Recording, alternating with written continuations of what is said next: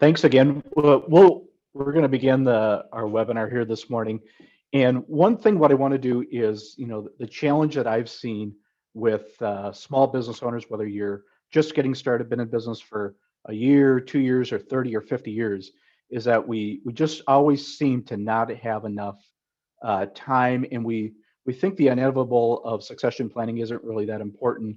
But as we're going to talk through this a little bit today, we're going to kind of talk about why it's important to look at it, to start planning, and some of the things that come up. So again, a little bit of housekeeping is if you have a question, please enter it into the chat function, as well as all the different things we're going to talk about. We will have a couple of polling questions here this morning. Your participation would be incredible with that.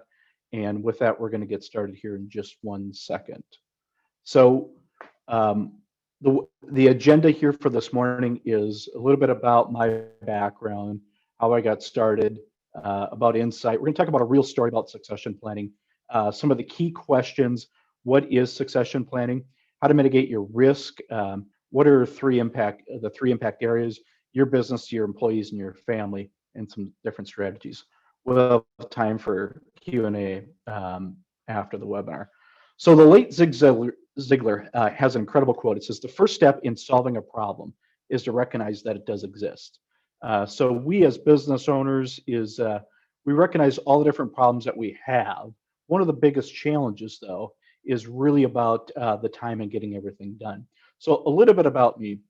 When I was very young, I met the late great Zig Ziglar, and really helped me as a young person of trying to understand what I want to do in life.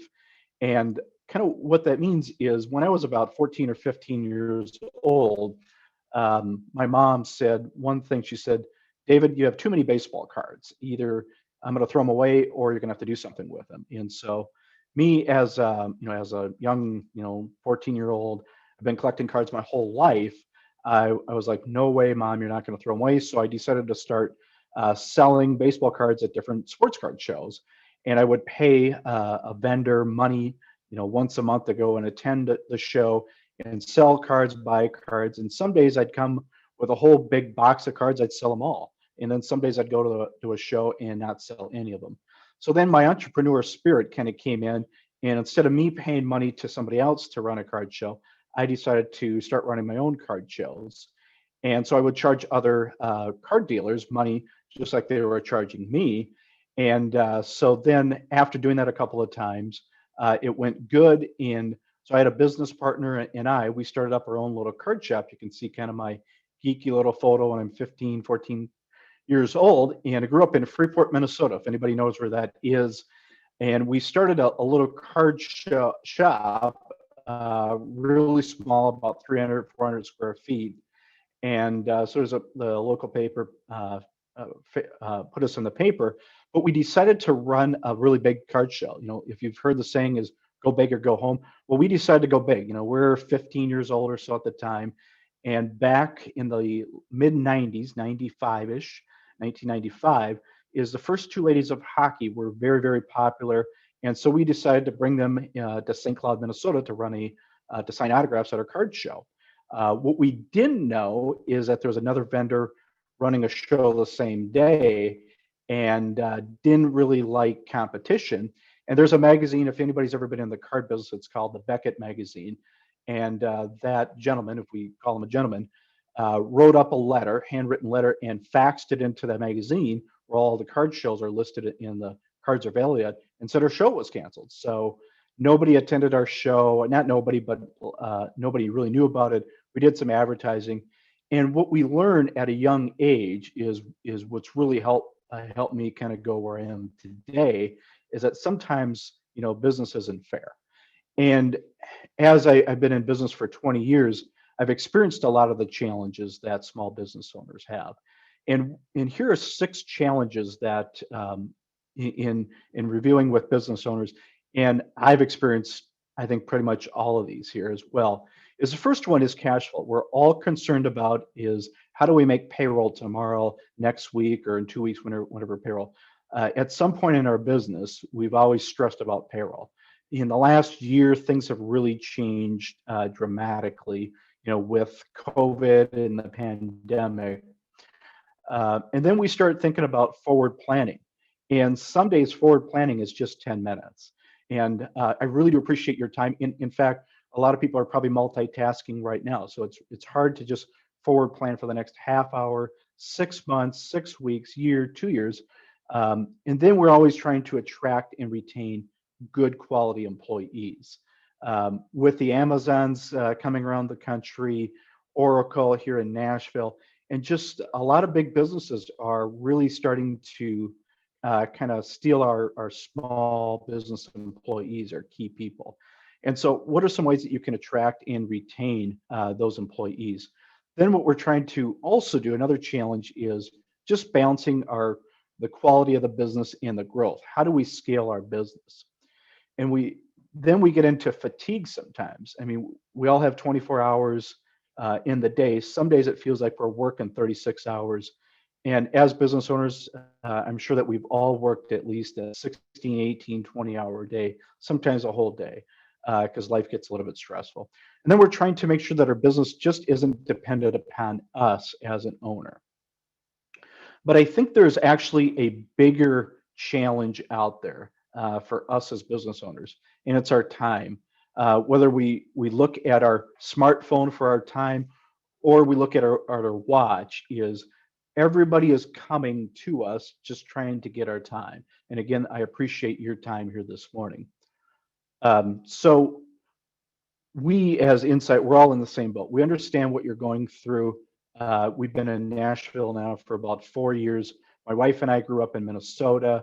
I grew up in St. Cloud. My wife grew up in Grand Rapids, Minnesota, way up in the Iron Range. And this is a picture of my wife. We'll be married almost 14 years in July. This is a picture of us at the beach, and this is down by the Bridgestone. So being through all these different things in life, we understand where a lot of business owners are. So we're going to do our first polling question. And so the first polling question is what is your biggest challenge? We just talked about them. If we could have everybody vote in the polling question here. So what is your biggest challenge? Is it cash flow, forward planning, attracting and retaining, balancing quality and growth, fatigue, dependence, or is it just time? So we've got about 40%, 50%. We'll show the answers here in just a couple of seconds. 58%. We're almost there. We got about 2 or 3 people. We're about 83% of the voted, and we're going to end the polling. And we're going to share the results. So here are the results. Is forward planning is 40%. Then we get into cash flow is 20%, and attracting and retaining and balancing quality time as well as dependence and time is at 10%. Thanks again for doing the polling. We really do appreciate that. So a little bit about Insight. What do we do? Why are we here? So what we do is we help small employers with their succession planning and their benefit plans, so they can help and retain their top talent. Because the challenge with a lot of small business owners is getting really good talent. So what do? We do succession planning, key person insurance, buy-sell agreement reviews, as well as employee benefits, which gets into the medical, vision, dental. You need to have a good benefit plan. And some of the people that we work with are business owners, executives, HR, and CPAs. So when we start thinking about why is this topic important? About 5 years ago, a client at the time just started out, and they grew their business till about $5 million. They had about 35 employees, and so annual sales were about 5 million. And 2 business owners, John and Angela, both owned 50-50 in their business, and relatively young. John was about 45. Angela at the time was about 43. And so one day John was on his way to a meeting, and the inevitable happened. John died in a car accident. And so one of the challenges we had is there wasn't a lot of succession planning in there. And so as we kind of go through our webinar, we'll talk about what happened. So what happened about a couple weeks after the accident is John's widow calls up Angela and asks her, okay, so how do I get John's shares out of the company? Well, it turns out as in their agreements, there really wasn't anything set in stone into their operating agreement or the buy sell.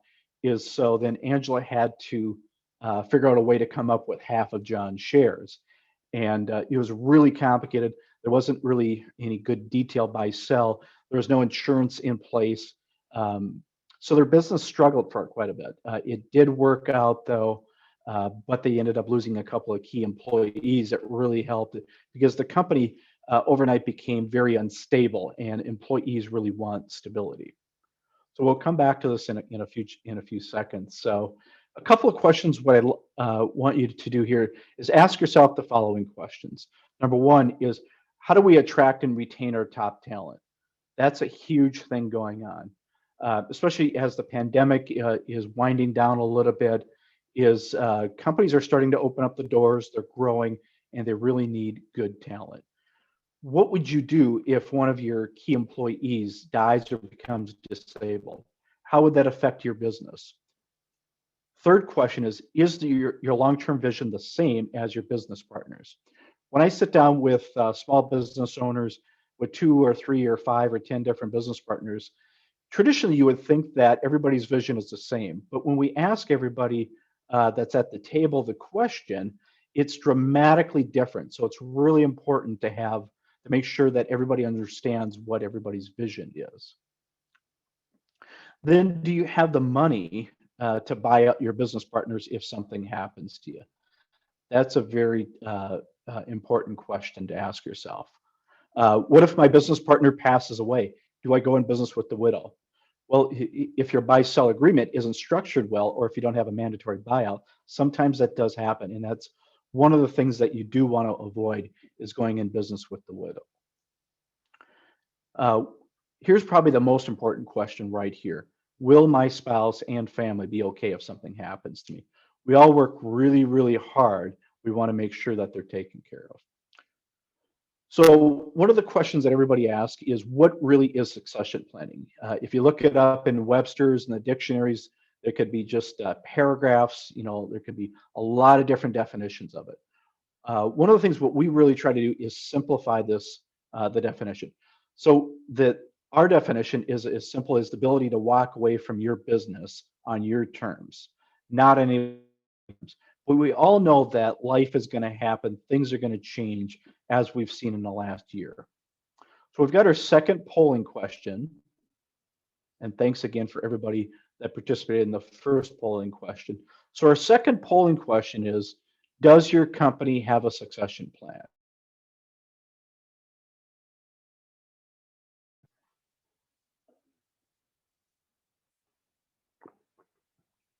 We've got about 83% of the vote in, and well, in the polling, and we're going to share the results. So um,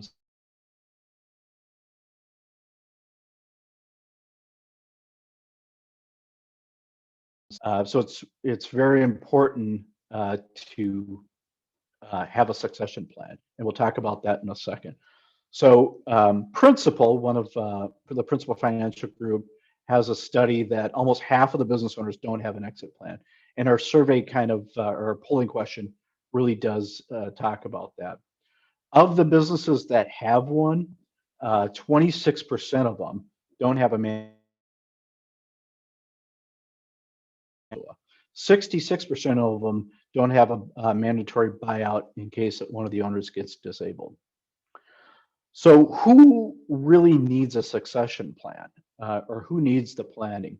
Typically, we think it's always somebody else. It's never I, or it's a big business. What happened with Amazon? Jeff Bezos resigned from Amazon earlier this year.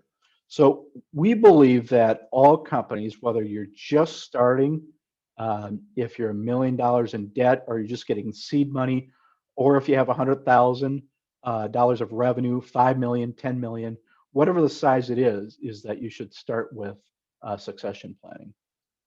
What are some of the benefits of succession planning? Number one of the biggest ones is maximizing the value of your company.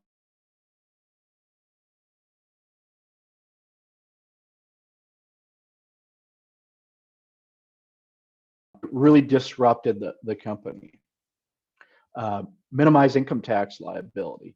So here's kind of not a polling question, but more of a chat question is how many people here think that income taxes are going to go up or going to go down?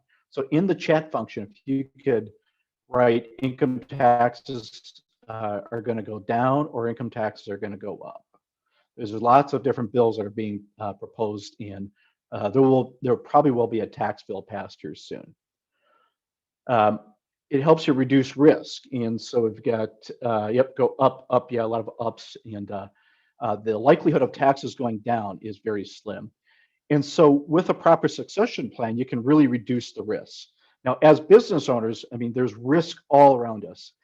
We have risks that with our employees, if they're driving a company truck or even driving their own vehicle during work, if they get in an accident, are they okay? Will we get sued? Do we have an OSHA violation? And there's all kinds of risks that are around us. And with succession planning, there's a whole bunch of other risks as well. It also will increase the probability of a successful transition. So when we talk about risk, what we want to do is we want to ensure your financial success with a couple of key action items. Number one is putting a business succession plan in place. It's really important to start. It doesn't have to be perfect. Nothing in life is perfect, but begin a succession plan. And also make sure that your business can survive without you or your key employees. And then determine the value of your business. So one of the things a lot of business owners get hung up, and a lot of advisors will take days and weeks and months and hours to figure out the value. Well, in 30 seconds, if I were to ask you the question, what is the value of your company? If you were to sell it tomorrow or today, what is the value of your company? That's really the beginning part of it. Now, later on, when you go down the transition part, you're going to need a legitimate, appraisal and everything, but don't let that hold you up from really determining the value of your company. Also, we want to, recruit, retain, and reward key employees. But most importantly as well is your personal financial planning to maintain your lifestyle. So there's three areas that succession planning impacts. It impacts your business, your employees, and your family. So we're going to talk for just a second or so here about your business. So again, this implement and maintain a business succession plan is really important. We had 70% of them don't have a succession plan. So it's important to begin. One of the questions I always ask people is, when do you think you're going to sell your business? Why did you get in business? Did you get in business? Did you buy your business or start your business to flip it in a couple of years? Or is your goal to hold on to it long term and to have it as cash flow? What is your goal of your business? The longer that you can plan your succession plan, the better your business will be. 41% of the business owners do not have a succession plan. So why do I need one? Here's some of the reasons why. It's really important. What it does, it protects your business in the event of an owner's death or disability. If you merge or get acquired, if there's a divorce, if you have a business partner that gets divorced, and that's been all over the news, bankruptcy, retirement, or if one of your partners just says, you know what, I want out. I'm going to terminate my position. I want you to buy me out. So being in business for a long time, we've seen some common issues with a lot of agreements, whether it's a buy-sell operating agreement. And one thing that's interesting here, you can see, is that 1 in 10 business owners that have a strategy or an exit strategy, they're not confident in their plan. So it's really important to review your business plans, not just on a every 5-10 year basis, but on an annual, minimum annually, sometimes even quarterly or monthly. So some of the challenges that we've seen is that a lot of business plans are not formalized. I've seen them on paper napkins, and so I've also seen them handwritten out, and the notes are kind of all over the place. They're not really formalized, and they're poorly structured. The buy-sell says something different than the operating agreement, and so it's important to have structured agreements. But one of the main things right here is that a lot of the agreements are not funded. in the same case as John and Angela's. So it's really important to have the money on hand to fund the obligations. Now, how do you get money? How do you get the money to fund it?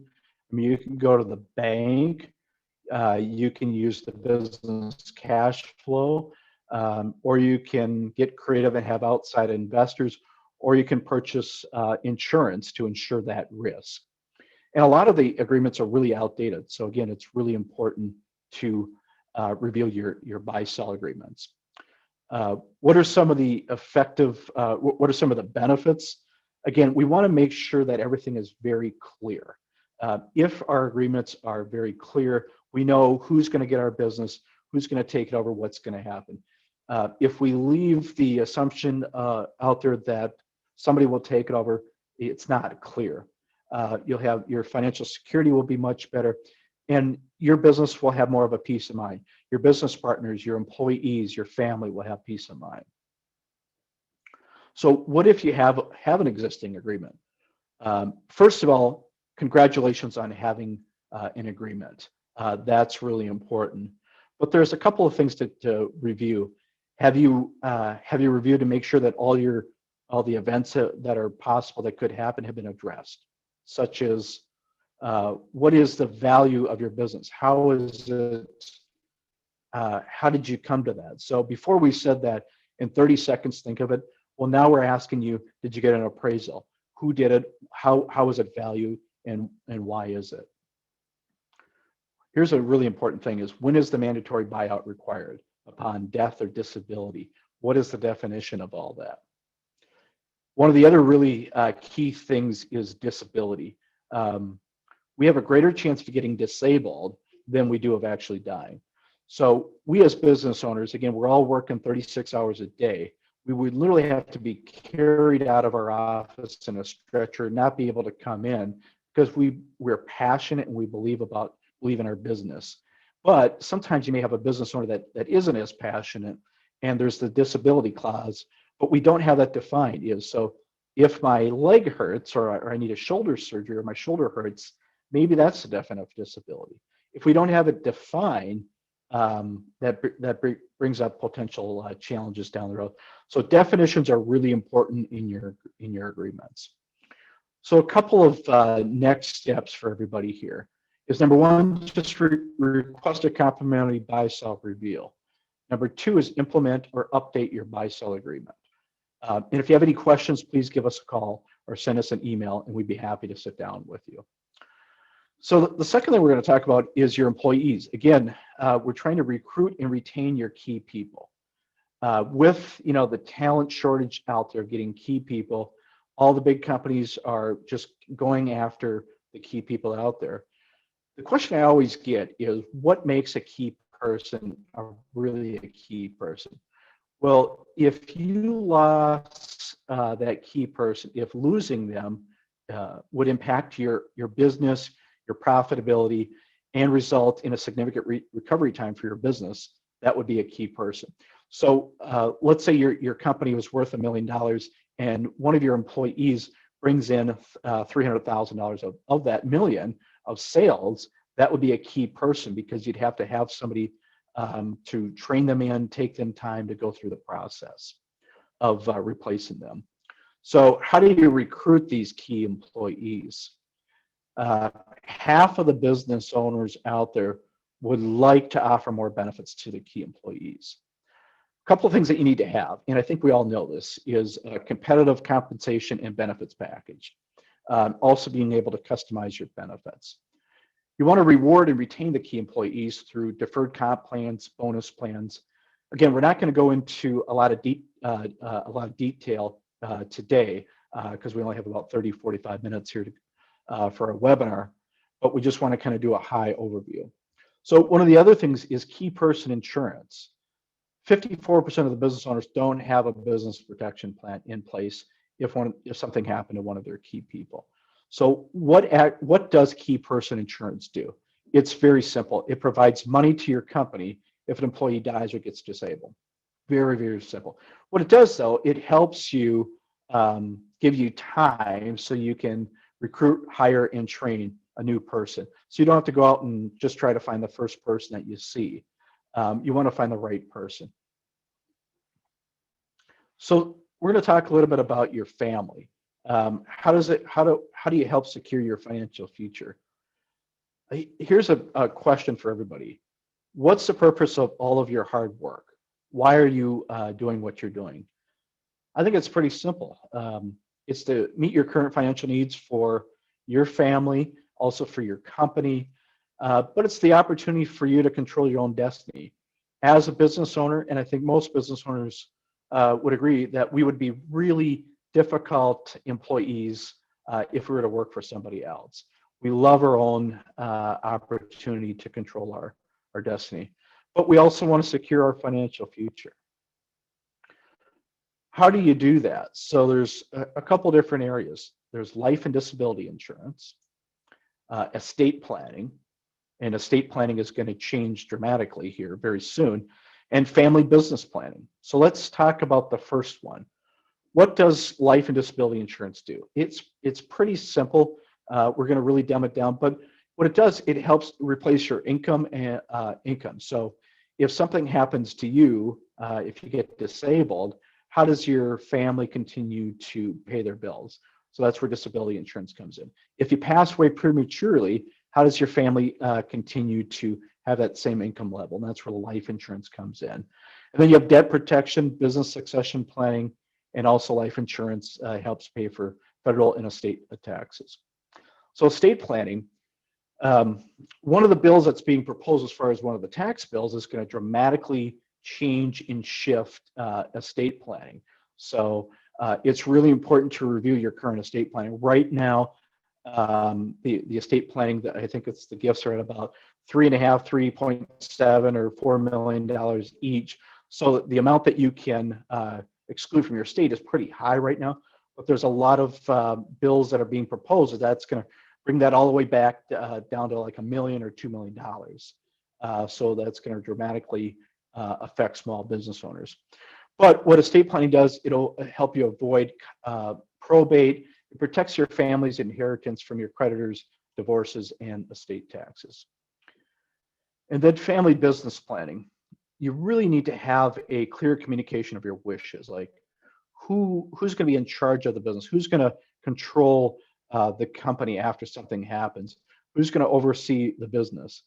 It really helps with avoiding conflict between family members. Even if your family's not in the business, when something happens, if there's a clear, concise plan, it really helps everything out there. So to kind of recap here in just a couple minutes, what are some strategies that can help ensure your financial success for yourself and your business? So number one is again, implement and maintain a business succession plan. Number two is explore ways to help recruit and retain your top talent. Number three is take some steps to secure your own personal financial future. And I'd like to thank everybody for attending our webinar here this morning. A couple of things. Again, the webinar has been recorded. We'll have time for questions in just a second, but please connect with us and follow us on LinkedIn. If you have any questions after the webinar, or if you'd like to have a complimentary buy-sell review, please give us a call, drop us an email. Our contact information is right there. Does anybody have any questions here? Let me take a peek here. Give me 1 second here as I open up the Q&A. Yep, it looks like there's a couple of questions. Wade has a question. The question is with the proposed tax changes, are more businesses looking to sell now? Yes, we're seeing the mergers and acquisitions in the last 5 years has been at an all-time high. And with the tax changes that are coming down the road, we're starting to see that pick back up here right now. So it's really important to kind of get a plan in place. Don't wait till it's too late. Again, one key thing is begin to plan. Let's see. Susan has a question. Susan's question is, my time is limited. What is the best way to begin? Susan, that's a great question. Again, we as business owners, we're working 36 hours a day and we only have 24 hours to get everything done. First thing is just start, but you also need to have a really good team of advisors. And so one of the this brings up another question is who is on this team? Uh, your CPA, your financial advisor, and also a professional insurance agent like myself to kind of go through everything to help have a second set of eyes, but also like a business coach, somebody that can really be the quarterback to make sure that we sit down, get everything done, and can answer questions along the way. And we work with a lot of different consultants, coaches, financial planners, CPAs as well. Um, I th- I think that's about all questions. There was a few that popped up here, and I think we did answer them as we went through. Again, I really do appreciate your time here this morning. If you have any questions after this, please feel free to give me a call or shoot me an email. And thanks again for your time, and have a great rest of the day.